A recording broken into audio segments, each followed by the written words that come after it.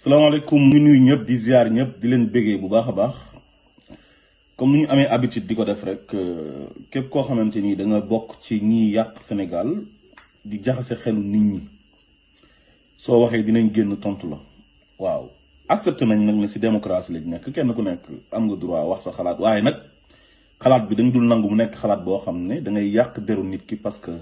da nga am benn haine viscérale envers cette personne tax ba heure boo génnee da ngay wax joo xamante ni daf koy yàqal te ñun personne boobu noonu di Ousmane Sonko dañu ko choisir ñun ak suñ ay yeneeni moroom am ci moom yaakaar jàpp ne jafe-jafe yi Sénégal nekkee moom mën na ci am saafara donte mënta saafara lépp nag waaye war nañoo mën a wan yoon bi ba nga xamante ni ñeneen ñuy ñëwaat di ko suivre moom day yomb pour ñu continuer liggéey bi ñu am Sénégal gi nga xamante ni mooy Sénégal gi ñu bëgg. donc dafa am ay naafeq yoo xamante ni dañ fa bëri nekk ay yàqkat waaye nag tey ñaar ñi laay tontu bëri nañ nag ñu bëri lañ waaye ñaar ñi laay tontu muy Moustapha Diakhaté ak Madiambal Diagne parce que il faut ngay wax ak ñoom parce que ay yàqkat lañ comme lu yàlla waxoon rek ci suratul kahf xaalu ya zal qarnayni inna yajuuja wa majuuja mufsiduuna fil ardi fa hal najcal laka xarjan ala an tajcal baynana wa baynahum sadda. ñaari mbindeef la yoo xamante ni dafa am benn miir bu dox seen diggante ak àdduna chaque jour ñi ngi xëy di gas pour pénétrer miir boobu noonu dugg ci biir àdduna bi yàq àdduna bi. léegi nag man miir boobu noonu laay teg ci diggante Madiambal Diagne moom ak ki mu àndal di Moustapha Diakhaté ak ñeneen naafeq yi nga xam ne ay yàqkat lañ nekk biir Sénégal. damay teg benn barrage seen diggante ak Sénégalais yi nga xam ne duñ mën a influencer Sénégalais yi benn miir mooy comme bi ma wax léegi nii ci yajuuja wa majuuja mufsiduna fil ardi fa hal naj'al laka xarjan ala an taj'al baynana wa baynahum sadda. ci ki may njëkkee mooy ki nga xam ne moom mooy Moustapha Diakhaté nee na moom àndul ak Macky Sall waaye àndul tamit ak kenn daal ci opposition bi du Ousmane Sonko du kenn di ki nga xam ne sax moom moo gën a fës ci opposition bi Ousmane Sonko. kon moom mën nañoo wax ne kon moom seytaane la maanaam farul fenn quoi féetewul ci pouvoir bi ba pare féetewul tamit ci opposition bi. li ñuy wax naan muzabzabiina bayna zalik laa ilaha ulai wala ilaha ulai mooy koo xamante ni daal benn seytaane la naa fekk boo xam ne farul fenn kenn xamul fu mu farul fii farul fële. te moom mi nga xam ne mooy Moustapha Diakhaté bi mu nekkee assemblée nationale nekk fa président groupe parlementaire kenn daaw ko dégg muy wax parce que boobu mu ngi yore postam bu neex am ay avantage am lépp lu Macky Sall bëggoon ci assemblée nationale ba ci ay nit ñu doon lever seen immunité parlementaire moom moo ko daan jiite moo président assemblée nationale bi di Moustapha Niasse. ñu dem ba mu yàgg ñu jëlee ko fa remplacer ko ak ay miiru ñing moom mu dem présidence nekk directeur cabinet du président de la république mu def benn sortie wax ci 3e mandat bi ci émission Ahmed Aïdara bu ñuy tuddee seen jotaay bi mu ci waxee ne Macky Sall mënu ko am Macky Sall dàq ko mu nekk nag loo xam ne sax ñun wax dëgg yàlla rafetluñ ko parce que dañoo nekk ci dëkk boo xamante ni liberté d'expression dafa am maanaam nit ku nekk da ngay wax li nga xalaat. léegi nag bi ko Macky Sall dàqee nag mu takk rajo yi di venger wu nag xeebul benn rajo xeebul benn télé site internet yi foo ko invité mu dem nekk fa di ratatati di wax ba far sax wax lu ëpp parce que saaga woon na fi yonent bi saaga fi ay waajuram bi Sénégal sosoo ba léegi nekk Sénégal ba léegi c'était la première fois ñu dégg koo xam ne daf na jullit la ba pare saaga les parents du prophète moom moo ko njëkk a def ba pare nag toog di jéggalu te saaga bu ñaaw la ko saaga te Adji Sarr mii moo tax mu doon saaga waajuru yonent bi te liñ ko doon laaj ak saaga yi mu saaga yonent bi loolu maanaam comme yàlla ak yàlla c'est diamétralement opposé maanaam question bu ñu ko posé woon jotewul woon dara ak muy offensé parent wu yonent bi waaye xam nga su fekkee da ngaa bëri wax da ngay wax di wax ba mu yàgg nga làmb sa taat mais est-ce que bii sax sama bés la moom loolu moo ko dal ba pare ak iñaan soxor dafa nekk nit koo xamante ni xol bi baaxul dafa soxor ni Ousmane Sonko mel neexu ko parce que yàgg na ci politique na ba dee depuis temps yi Cheikh Anta Diop RMD la commencé di politique te mosu cee tekk dara amul benn base amul benn représentativité léegi nag Ousmane Sonko comme moom mu ngi ñëw 2014 yàggul dara ci géopolitique bi am ci succès boo xam ne kenn mosu ko am léegi dafa am ñoo xamante ni duñ nangu ndogalu yàlla boobu loolu du leen neex te Moustapha Diakhaté nag ci ñooñu la bokk bëri na ci nag ay morom waaye tey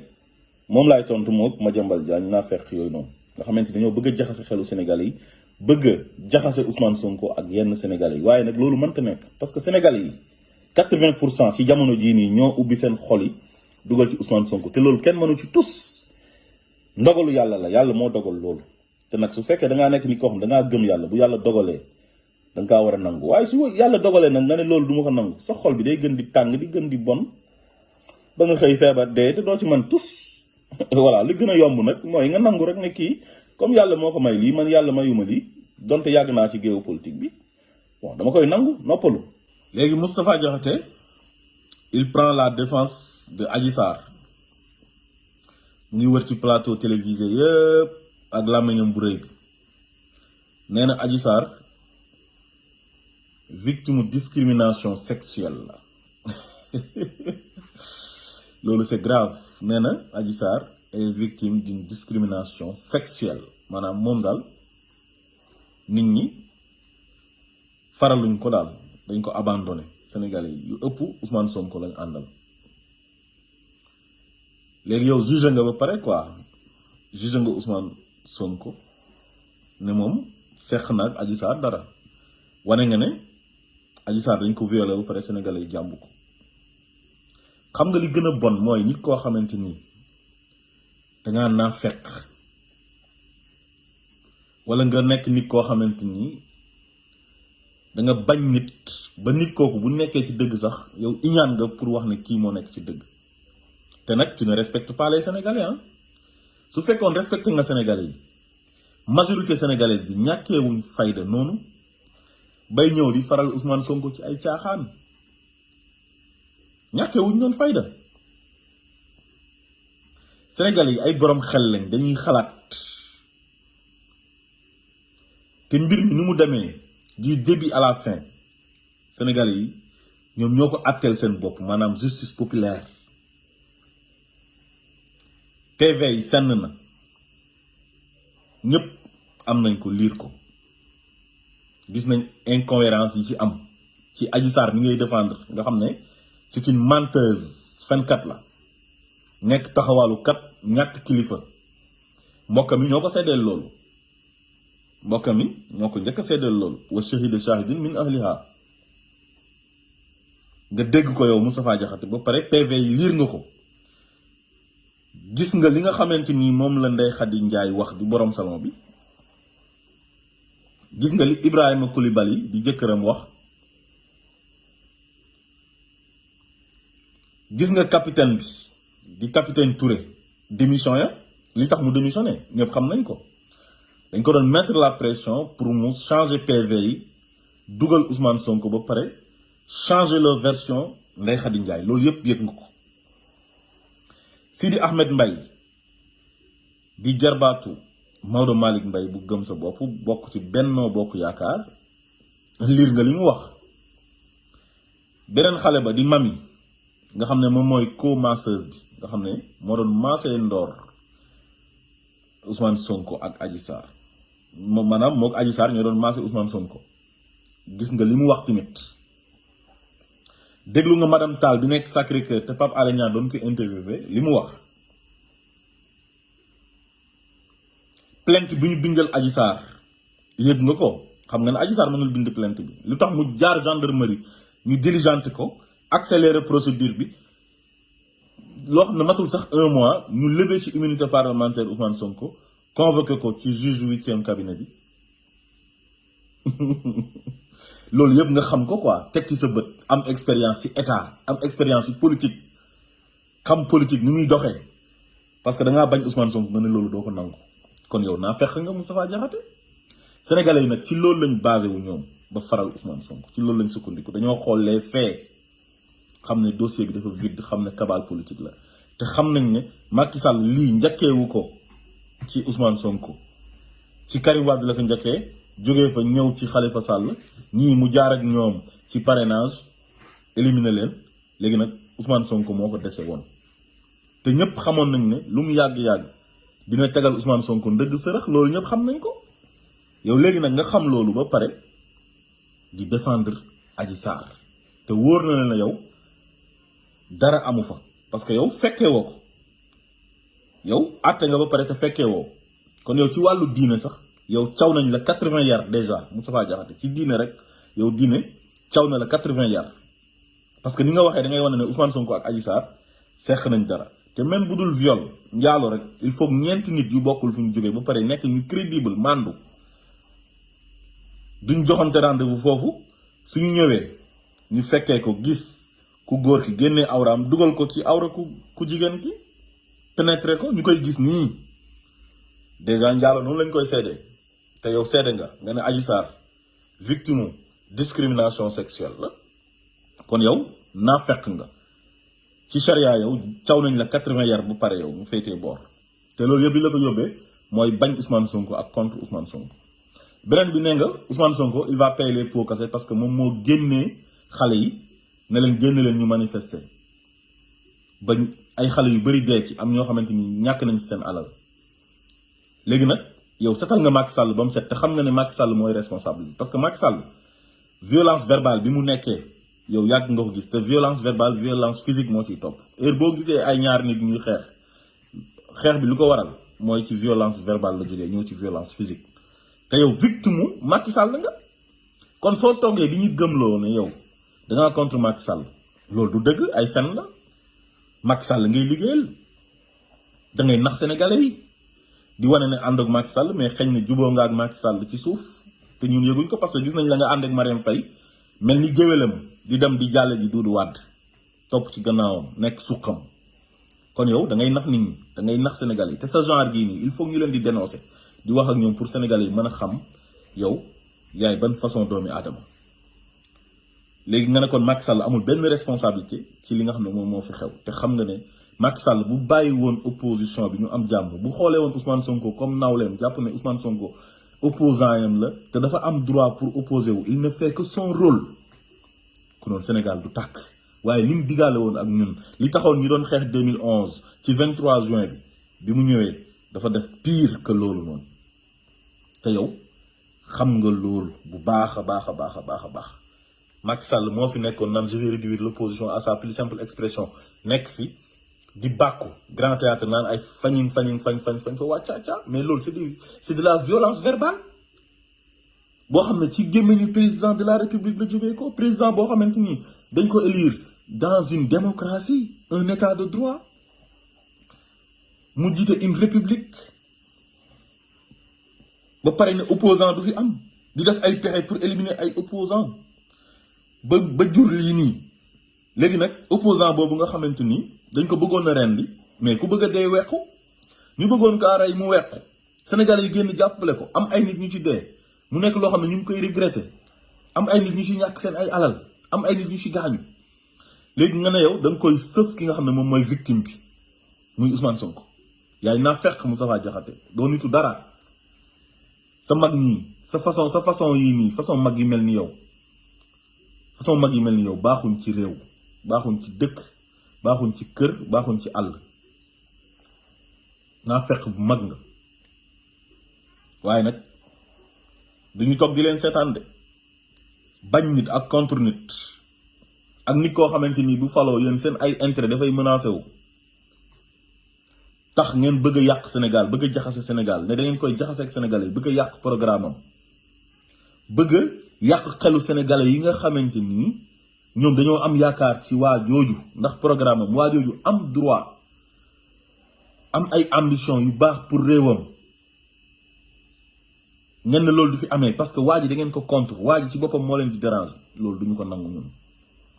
duñu ko nangu de ci démocratie lañ nekk nag kenn ku nekk am nga droit wax sa xalaat liberté d'expression tamit dafa war a am waaye nag xalaat bi nag du pour discréditer nit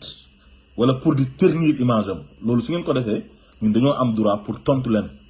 bala ngeen a yàq xelu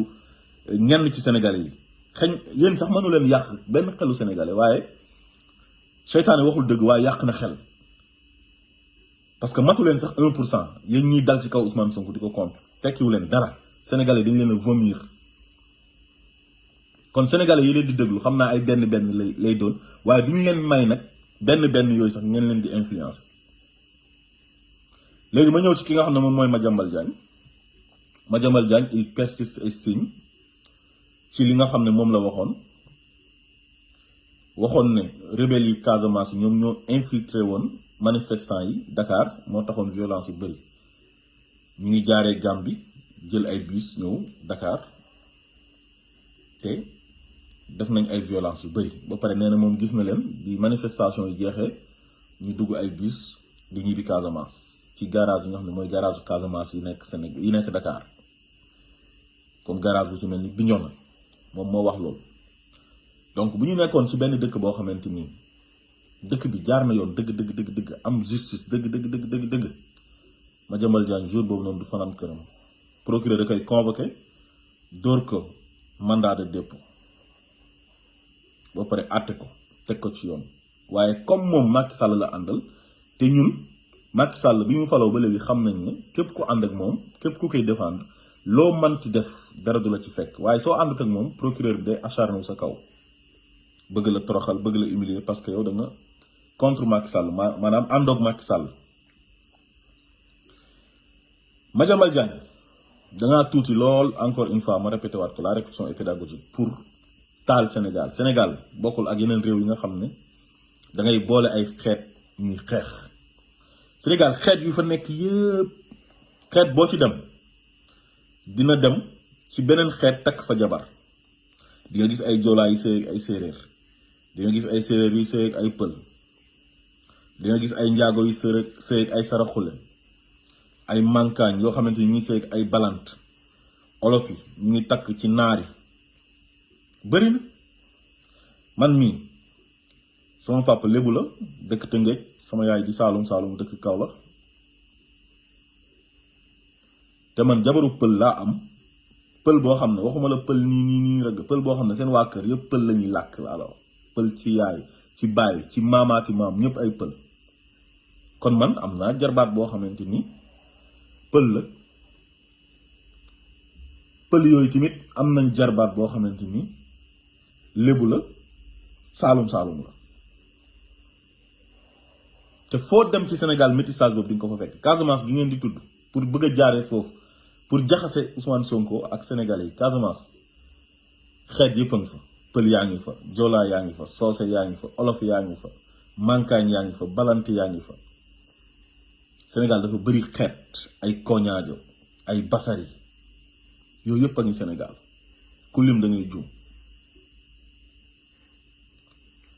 te ñooñ ñëpp kenn koo ci gis rek mu ngi kale morom ka am na ku muy kale ci sant yi koo ci gis am na beneen sant bu muy kale Fay ak Diouf ña ngay kalante Caam mu ngi kale Sow Jóob di kale Njaay nga gis ñu sant Ñeng di kale ñu sant Ndooy ak ñu sant Fall boo limee da ngay juum ñëpp ay kalante ñu sant Géy di kale ñu sant Sekk mu nekk cohabitation ak cousinage boo xamante ni dafa neex tax Sénégal ñëpp nekk benn bopp la kenn mënu kaa xar ñaar su fekkee nag da ngeen contre Ousmane Sonko ba bëgg ko jaarale ci affaire xeet pour ne Sénégal dinañ guerre bu ko defee ngeen mën a éterniser wu ci pouvoir bi Macky Sall mi ngay jàppale loolu la bëgg toog ci nguur gi xañ Ousmane Sonko nguur gi ba jaral na ko sax Sénégal tàkk moo tax mu seetaan leen yéen ngeen di wax lu leen neex ay wax yu garaaw te dara fekku leen ci kenn owu leen te bu ko keneen waxoon ba léegi nii mu ngi ci kaso ba ku àndut ak Macky Sall waaye loolu nag jàpp leen na mënta nekk Sénégal mënu leen kaa taal Sénégal comme tàkkul ba léegi nii du mës a tàkk ba pare ñu am ay régulateurs sociaux muy sëriñ si këru diine yi xeet yooyu noonu yëpp ma tudd sànq ñu ngi aju ci ay këru diine ñii ñu ngi ci église bi ñii boo demee ay murid lañ ñi nekk ay tijaan ñi nekk laayeen ñi nekk xaadar kenn ku ci nekk rek am na foo jokk ba bu sa sëriñ waxee wala labbe bi bu génnee wax wala monseigneur ñëpp respecté li mu wax te ñooñu ñëpp ay nitu jàmm lañ gis nañ coow li amoon Sénégal ba Sénégal nar a tàkk ay kilifa diine ñoom ñoo ko fay gis ngeen sëñ Mountakha taxawaay bu rafet bu mu ci am moo moromu xalifaam yëpp xulafaa yu nekk Sénégal kon nag yéen baaxu leen ci Sénégal parce que ay naafeq ngeen suñu nekkoon ci dëkk bu baax dëgg bu am yoon dëgg kenn du leen tàllal micro ngeen di wax di taal dëkk bi du ngeen génn télé mukk di wax heure bii ci kaso yi la leen di fekk suñ leen tijjee ñëpp jël leen tegee leen de côté dootoo leen waxati dootoo leen tekkee ci dara parce que ay ordure ngeen maanaam ci poubelle ba ngeen war a nekk waaye nag fekk yéen a ngi génn di wax di yàq parce que yéen seen wax ji du defar da ngeen di génn pour yàq ñun nag dañuy génn pour defar su ngeen génnee pour yàq rek ñun ñu génn pour defar ñun Sénégal dañoo jàpp ne benn bopp la kenn mënu kaa xar ñaar politique choix la rek te booy choisir nit ki comme man nu ma choisir Ousmane Sonko ak ñeneen ñi nekk ci Pastef ak ñeneen ñoo xam ne ay admirateur lañ yu Ousmane Sonko am yaakaar ci moom choisiruñ ko parce que Ousmane Sonko Casamance dëkk choisiruñ ko parce que Ousmane Sonko joolaa la non non boo demee Pastef di nga fa fekk ñëpp xeet yëpp a nga fa te loolu sax man pour man waruñ sax di ko waxtaanee waaye yéen ñuy dugal foofu moo tax nag ñu nekk di leen tontu parce que bu ñu noppee rek du baax man ngeen yàq xelu ñenn ñi seytaane waxul dëgg waaye yàq na xel waaye Sénégal ñun dunduñ loolu xam nga lan la ñuy dund ñun Sénégal la ñuy dund Sénégal lañu bëgg Sénégal lañu gëm Sénégal moo ñu boole kenn ku nekk am nga droit gëm lu la neex sa gëm-gëm la fa man shaa fal yu'min wa man shaa fal yakfur yàlla moo wax loolu kum neex nga gëm kum neex nga weddi te kenn ku nekk li nga gëm yow la concerné kum neex nga nekk chrétien kum neex nga nekk jullit ci biir jullit gi kum neex nga nekk murit kum neex nga nekk tijaan kum neex nga nekk laayeen kum neex nga nekk xaadar kum neex nga ne gëwma tarixa yi ibaadu la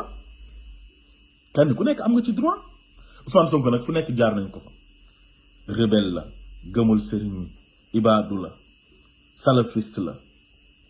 lu ne waxal nañ ko te kër diine yooyu ñu koy jéem a jaxasel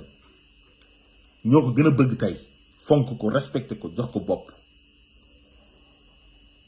su ko neexee mu nekk ibaadu bu ko neexee mu nekk murit laayeen xaadir tijaan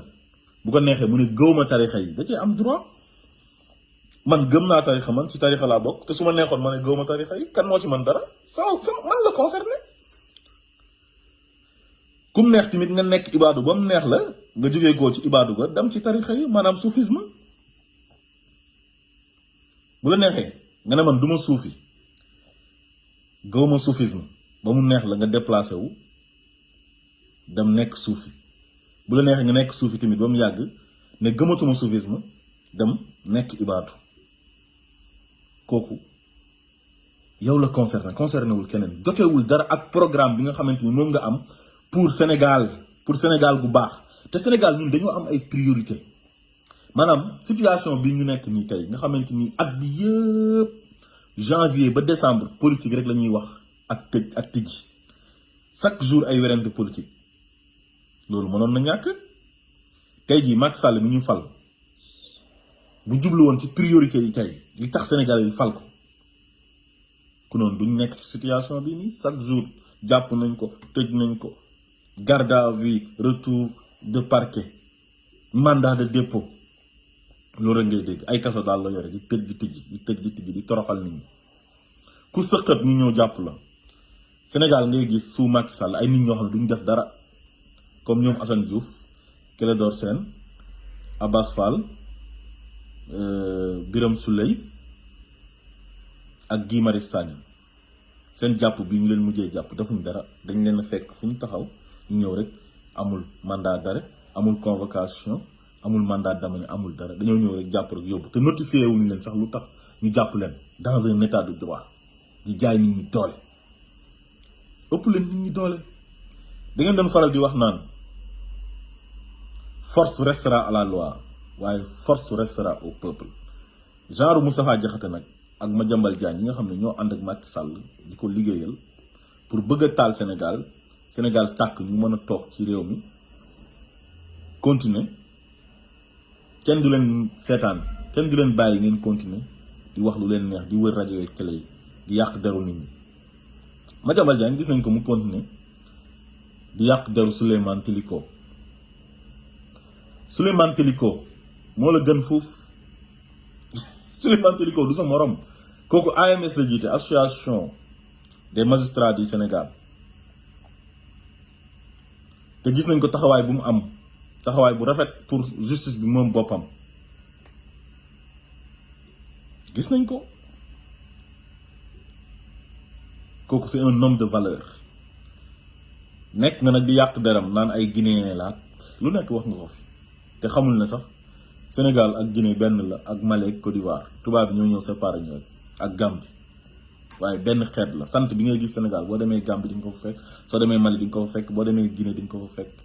boo demee Côte d'Ivoire fekk ko fa ba Burkina Mauritanie partout su fekkee nag ci affaire yi sant ngay xool ak contre bi nga contre nit tax nga bëgg a yàq deram te kooku gën la fuuf jaar-jaaram gën sa jaar-jaar fuuf ba nga koy tuumaal ay xaalis bu mu détourné boo xam ne Union européenne ñoom ñoo ko financé woon ci déplacement bu ñu waroon def dem Tchad pour def ay enquête ci lu ñu doon tuumaal Hissène Habré mooy crime de guerre crime contre l'humanité loolu yëpp Pape Ndiaye bu Walfadjri indi na ci ay leeral te lu ñu wax ñun doy nañu te nee na xaalis bu 800 000 la te yónnee nañ la citation directe te di nga tontu mu leer nañ xaw ma nag fan lay mujjee comme Sénégal moom ko ànd ak Macky Sall loo def dara du la ci fekk. Madiambal Diagne sa jaar-jaar ñun xam nañ ko usurpateur de fonction nga Madiambal Diagne loolu xam nañ ko nekkoon nga Kaolack te ñun Kaolack lañ dëkk nettali nañ ñu lépp nekkoon greffier di triande nit ñi naan magistrat nga di laaj ay nit xaalis pour accélérer seen dossier moo tax ñu rajo la ci magistrature bi nga dem nekk journaliste ubbi sa journal Le Quotidien en 2003 di chanteloo nit ñi di saaga nit ñi di xas nit ñi tous les jours Ablaye Wade tëjoon na la fii ci offense au chef de l'État di saaga sëriñ si saaga nga fi waa Touba récemment yàggul dara bi corona bi commencé daaw nga ne Mbàkke Touba l'axe du mal nga ne daal Mbàkke ak Touba fa la corona bi nekk loolu nga bëggoon a wax ne mooy épicentre corona bi te xam nga ne épicentre corona bi Dakar la woon parce que premier cas bu njëkk am benn tubaab moo ko fi indi le 2 mars 2020 jógee ko France nga xam loolu mais bëgg a stigmatiser waa Touba di leen toroxal loolu nga si jublu woon ak manque de respect wax ne Mbàkke Touba l'axe du mal pour bu ñu la laajee nga ne Mbàkke Touba yi ngay wax maanaam 404 mbaar yi daw diggante Mbàkke ak Touba mooy axe du mal bi loolu nga bëggoon wax di def ay jeu de mots foog ne yaa gën a muus nit ñi fekk nit ñi la gën a yeewu ma jëmbal affaire bi du ay jàng ba ay université yooyu affaire bi xel la xel rek la nit ñi dañuy xalaat te yéen seen jàng yi jëruñu leen dara waaw parce que ay intellectuels yu malhonnête ngeen voilà waaye daal heure bu ngeen génnee di wax ñun dinañ génn tontu leen parce que moomu leen Sénégal te mënu leen taal Sénégal da ngeen cee tuuti.